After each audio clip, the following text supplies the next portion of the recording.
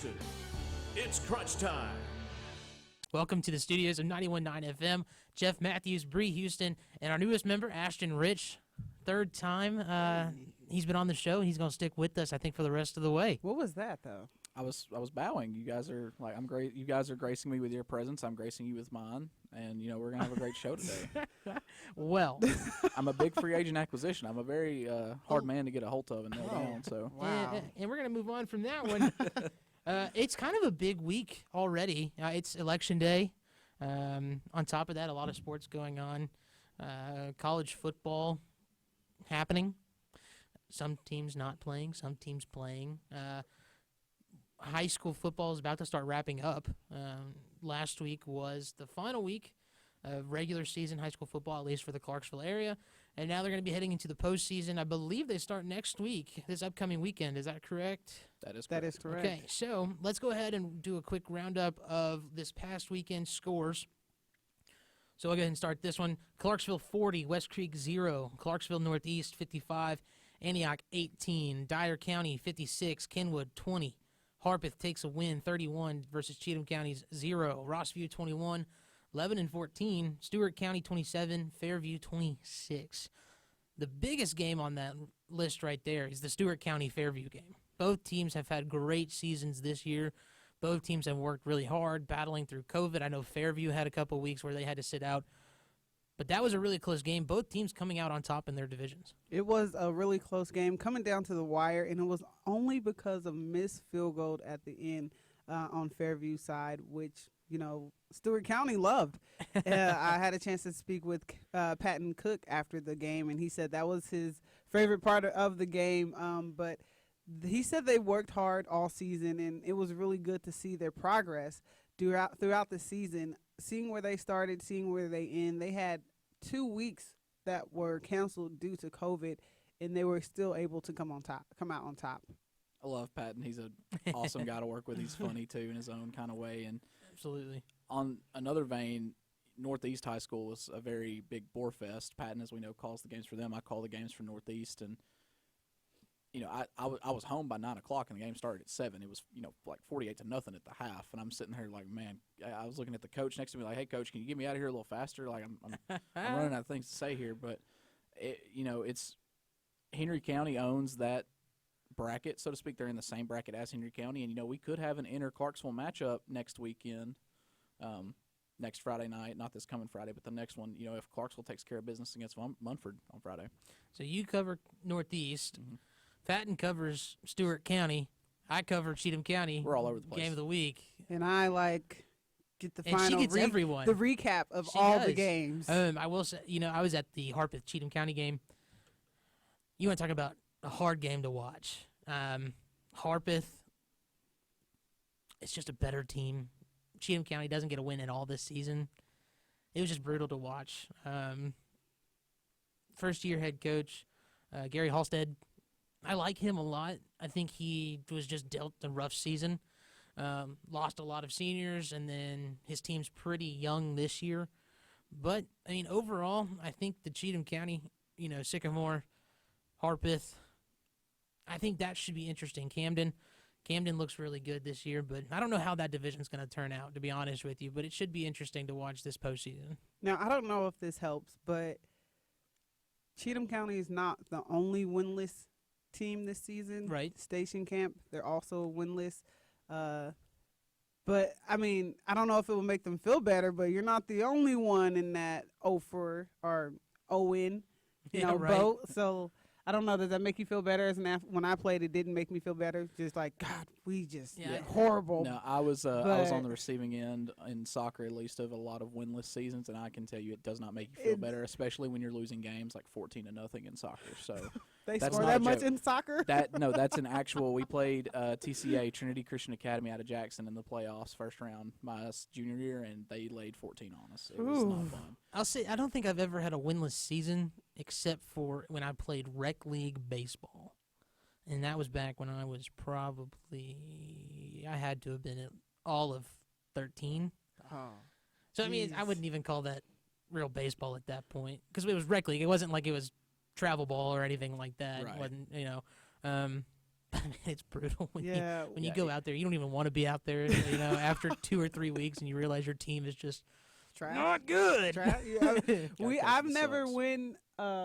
had a winless season, but I've been on some basketball teams where we went 2 and whatever, Yep. 1 and might as well be winless because it wasn't conference games we were winning. So like horrible, and we would win against the new teams, the newer teams, the younger teams. I mean, it felt good in the moment, but looking back, horrible. Yeah. Oh, that one win in high school, the 2 years I played, felt great. 2 years, what one win. what did not feel good was the sprained ankle that game. Ooh. But I will say, I used to. Okay, this is fun story with Jeffrey.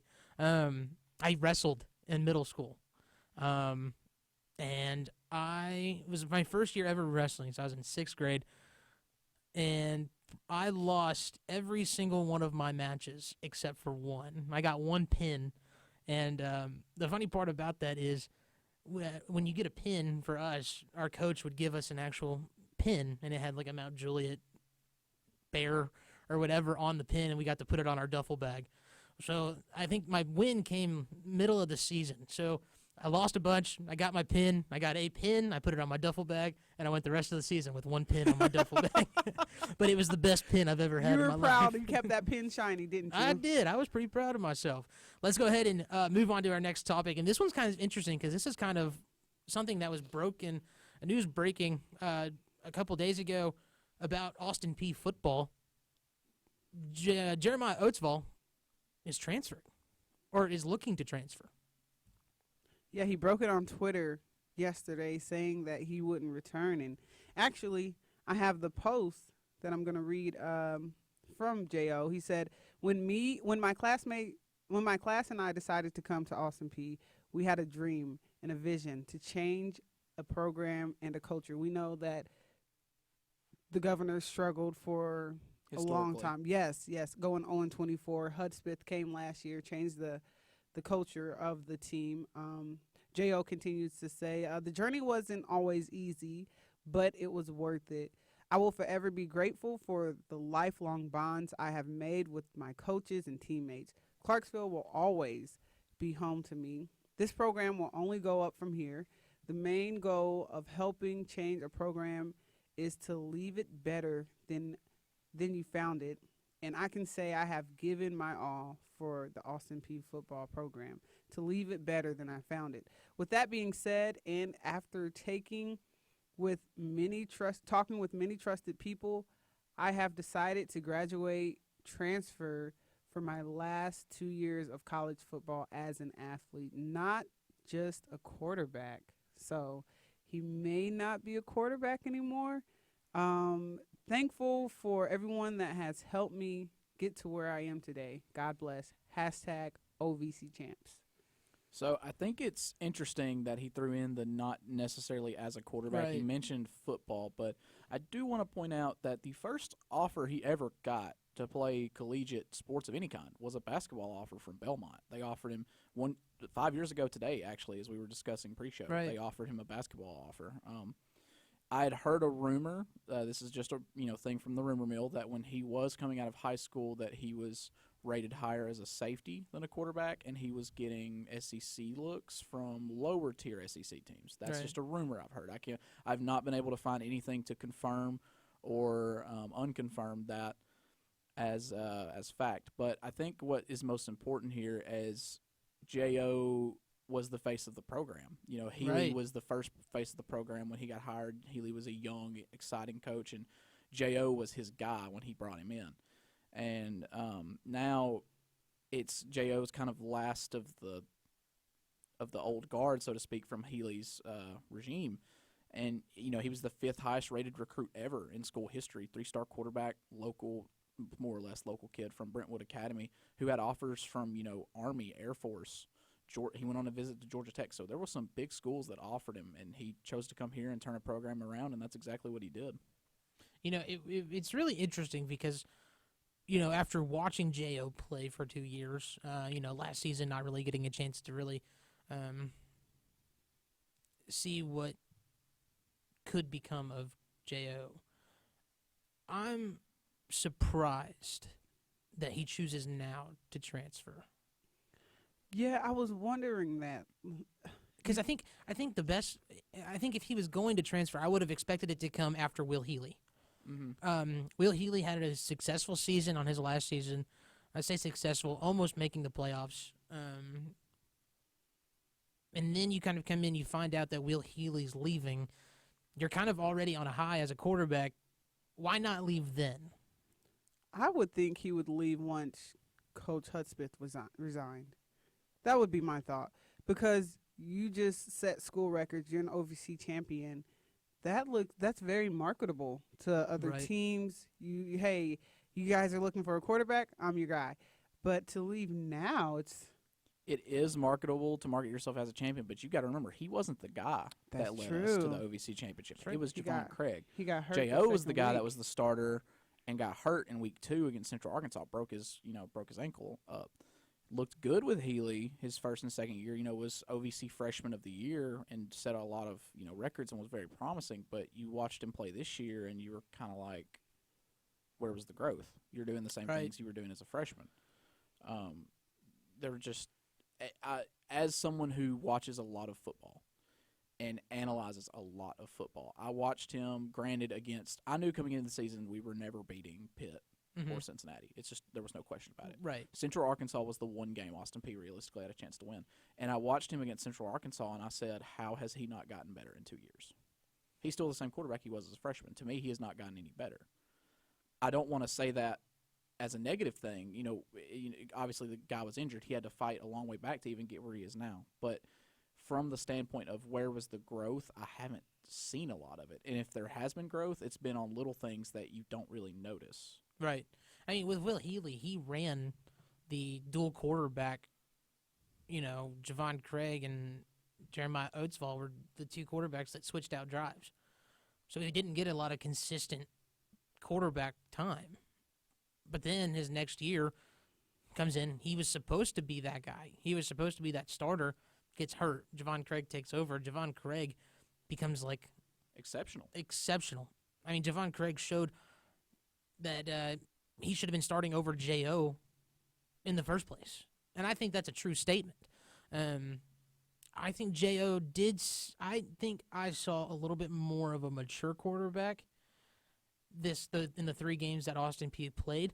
I did not see a quarterback who was going to take a team through the playoffs. I think he made smarter decisions on the field, but at the same time, I just don't think it was compatible with other teams in the OVC. My question is, so there's no more Javon. He graduated. He's now a GA. J.O. is gone. Who's next? We have a new coach.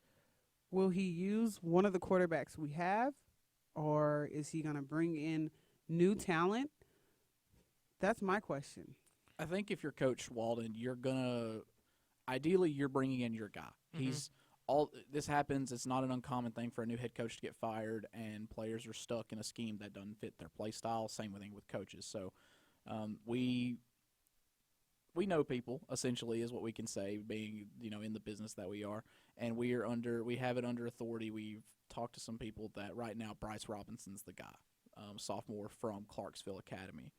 That being said, Walden has been here all of 4 days and hasn't got a recruiting class together, hasn't got any of his people in. But at this time, it is Bryce Robinson. We do have Cam Williams.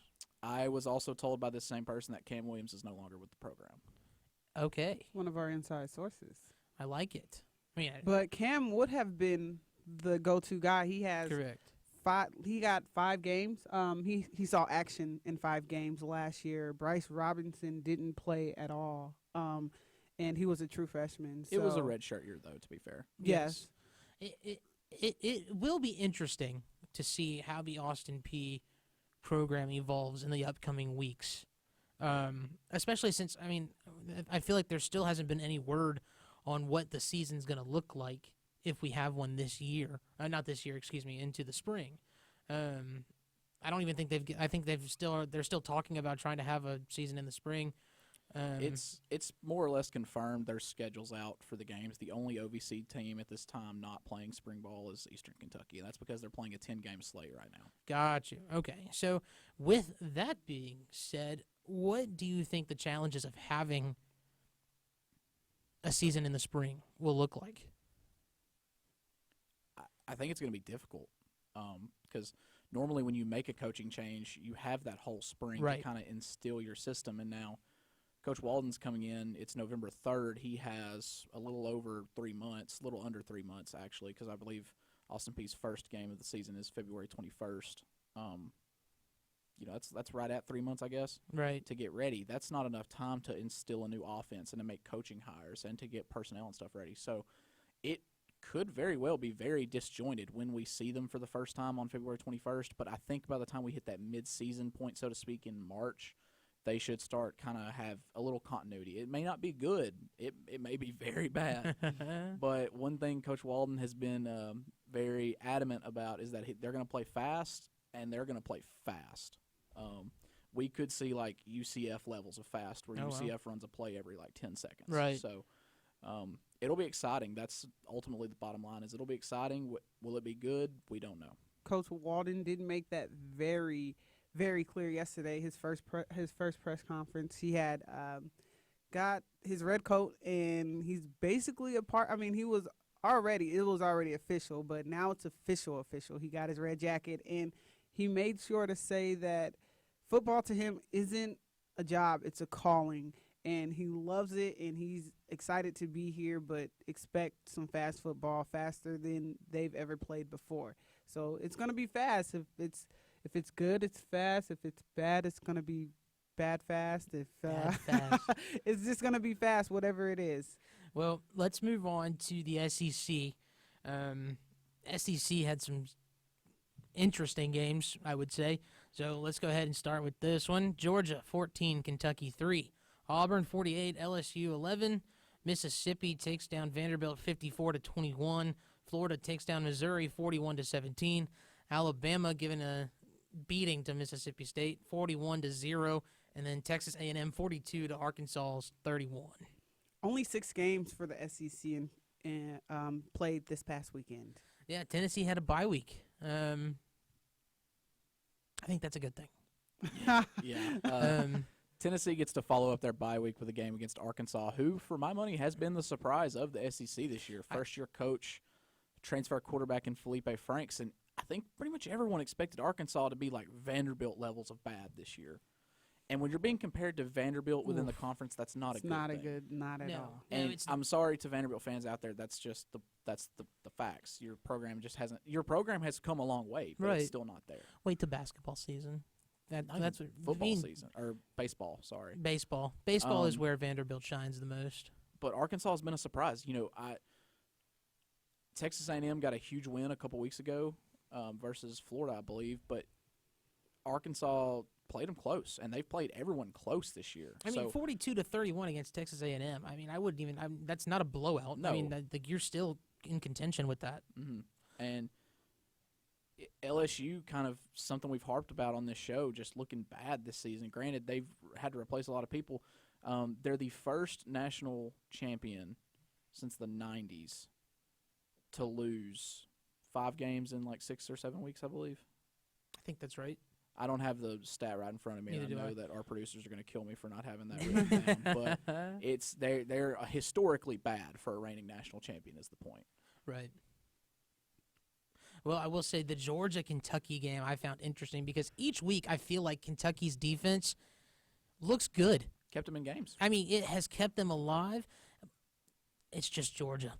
I mean, Georgia is. I wouldn't even put Georgia at the top of the SEC necessarily. Yeah, and But they're right.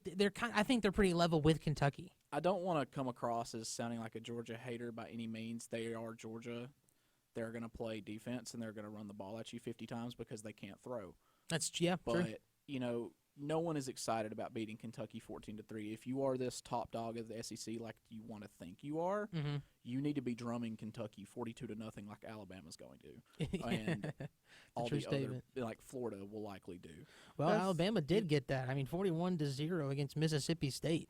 And you've got to remember, even against Tennessee, who we joke about on this show, Georgia was down at the half. Yes, they were. They were losing at the half, and then a complete fall apart in the second half. Well, made the that's game just a look lot Tennessee worse. story. I mean, I feel like I can't count how many Quarterback times play Tennessee has plagued fallen apart. them Yeah, that's true. this year. It's absolutely abysmal. It in is. all honesty, we had the discussion in one of my friend groups a couple weeks ago. Is Tennessee the Bears of the SEC? And the answer is yes. Absolutely. Because the Bears, their goal is we're going to win, but we're going to hope Nick Foles can score once or twice, and our defense will just not let you score. Yeah. And that's what Tennessee's tried to do, and it's just not worked. Who has Tennessee been looking at quarterback-wise? Do you know the answer to that one? It's probably still going to be Jarrett Guarantano, unfortunately. Harrison Bailey's a very promising future guy, but he's a true freshman. I, for one, would love to see Brian Maurer get a chance because I thought Brian Maurer looked good in limited action last year, and then J.T. Shrout's just kind of What year is he in? Brian Maurer, Yeah. I believe he's a sophomore, redshirt sophomore. Gotcha. Well, I don't know. It's just the quarterback they have going on right now is just not getting the job done. And it's not just Tennessee that knows that. It's the whole fan base. I mean, every Tennessee fan I have ever talked to always blames the quarterback issues.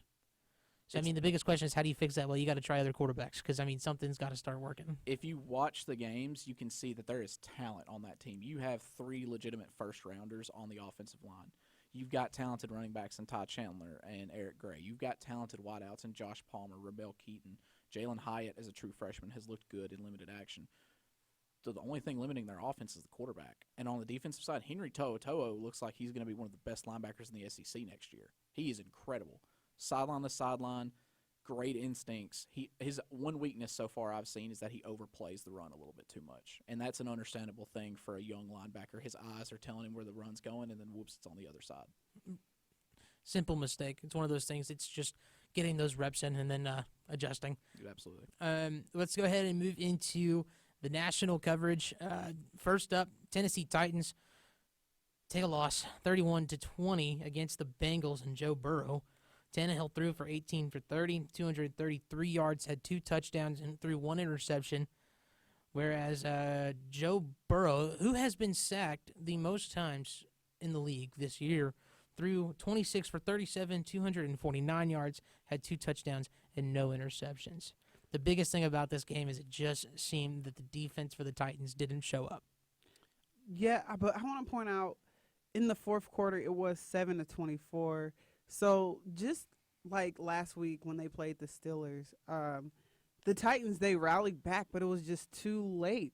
It's like they kick it on, or they kick it up a notch during the fourth quarter, but it's too late. You can't wait when you're playing against teams like this type of caliber to decide, okay, now we're going to get it together. No, you have to make sure you're competing from the beginning of the game. And the Bengals' record is a little misleading. They look on paper, if you just look at their record, oh, well, they're not that good. They've been in games this year. They have. They've had a couple tough breaks here and there, and sometimes, the breaks just don't go your way. But it was almost like the Titans were sleepwalking, still a little hungover from last week's loss at the hands of the Steelers. I think you're right. I mean, to touch on the Bengals, 4 out of the 5 starters for the offense for the Bengals were out with injuries. Now, of course, you don't want to chop a loss, or, you don't want to, talk about how if the injured players, you can't win games. I don't believe in that. I think you should have a team that can, if your starters are hurt, you should still be able to win games. However, having 4 out of your 5 starters out with injuries, it does make it a little bit more difficult. But like you said, they have been in contention for a lot of these games. But then, on the other hand, that kind of looks bad for the Titans because their starters aren't even playing. And you couldn't stop them. The Bengals have one of the worst run defenses of the NFL, and Derrick Henry had a Derrick Henry game, but he was quiet. He was quiet. He 18 carries, 112 yards. I mean, I call that good. That's good. Right. Yeah. He had a touchdown as well. This is his 4th game with 1 touchdown, 4th consecutive game with at least a touchdown. Right. So the Titans, to answer the defensive issues, they picked up Desmond King. He comes from the Chargers. Kind of played slot for a little bit and also plays defensive back. I saw in an article, Vrabel had talked about how he is disruptive and he's an effective blitzer. Well, I think that's a good thing. Having somebody who can get into the mix of a lot of plays, at least add a little confrontation, would be good for the Titans. And slot corner has been a weakness for the Titans this year, so it's an excellent pickup, especially when you're getting a former All-Pro for a 6th-round pick. Yeah, I think they got a 6th-round pick, and I think it cost them $1.1 million. I don't care what the cost on the cap was; it was an excellent pickup. Regardless. Oh, it was absolutely. But $1.1 million, but the Titans have $8 million for cap space. Sure. So I mean, it worked out pretty well for the Titans. All right, we got to move on to our next topic, and of course, we got to talk about It's DiNucci time. The Nooch, baby. Ben DiNucci. The Over Nooch. in Dallas, Texas, Eagles take down the Cowboys 23-9. DiNucci, oh gosh, Ben DiNucci, rookie quarterback, 21 for 40, 180 yards. No touchdowns. No touchdowns, no interceptions. Looking at positives. Okay. Ezekiel Elliott, 19 for 63 yards. Bad average. The weirdest thing was that the Dallas Cowboys ran the Wildcat option multiple times. And I say that's weird because as a guy who has watched the Cowboys all of his life, they never ran the Wildcat option, at least more than once in a game. They might have ran it once. To see Ezekiel Elliott going into the Wildcat on multiple occasions was really weird. But I do like that the Cowboys are trying new things and trying to figure out ways to kind of move the ball down the field. You've got to when you've got a rookie seventh rounder, your third string quarterback in. Like there's no other Absolutely. choice. You paid Ezekiel Elliott $90 million to be the guy that your offense can lean on, right? That's Yes. true. And you've got to. And so far, he hasn't really delivered that. Now, granted, the offensive line, Travis Frederick unexpectedly retiring was a huge blow, and you're starting a rookie at right tackle as well. So the offensive line for the Cowboys has been much maligned, but I think it kind of shows that Dak was really the engine that made this offense move. Which it shouldn't be that way. I don't think it should be a quarterback being the one that makes everything come together. Sure. I just don't think that. There's a very popular quote. I won't say the whole thing because there are some Derogatory. dirty words Got in there. you. But John Gruden, in an interview with one of Peyton Manning's former coaches, asked him, well, why don't you ever give Peyton's backup any reps in this game? You guys are up 50-20. Why don't you give the backup some reps just in case? He was like, look, man, if Peyton goes down, our season's over, and we don't practice our season's over. We don't practice just in case, because if 18 goes down, we're donezo. And that's kind of the same thing for the Cowboys this season. If we didn't expect it to be like this, we expected Zeke to be a lot better than he has been, but Dak went down, and it's just not good at all. No, and the plus side, I say plus side, not harshly. Glass half full. Exactly. Dallas had 2 interceptions this game. Trayvon Diggs was able to kind of go up and get 2 big interceptions that helped the Cowboys in that first half stay into this game. And I think it's good for him because he's been kind of joked about on Twitter and around the fantasy Yes. football world as people are affectionately referring to him as slump buster, which means if your wide receiver is struggling, go up against Trayvon Diggs and he will break that slump. He But will. like you mentioned, 2 interceptions for the rookie. It's a good thing to see. It is a good thing to see, and I mean, it has just been. It's a horrible season for the Cowboys, and there's no nice way to put it. Yeah. But let's talk about Carson Wentz. 15 for 27, 123 yards, had 2 touchdowns. I think he looked a lot better. He had a couple fumbles as well. I mean, it's just the NFC East is just not that good of a team. Since he entered the league, no one has fumbled more times than Carson Wentz. Well, that's going to do it for this week on Crunch Time. I'm Jeff Matthews, Bree Houston, and Ashton Rich. We'll see you next week.